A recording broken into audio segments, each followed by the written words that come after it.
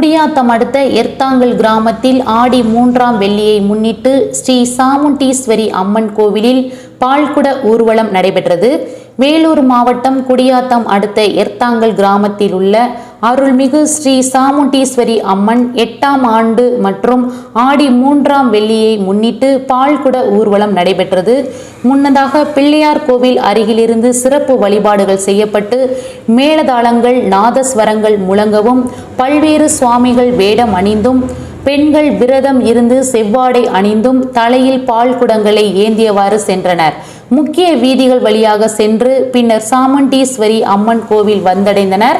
பின்னர் அம்மனுக்கு பாலபிஷேகம் செய்யப்பட்டது. இதில் ஏராளமான பெண்கள் கலந்து கொண்டு அம்மனை வழிபட்டனர்.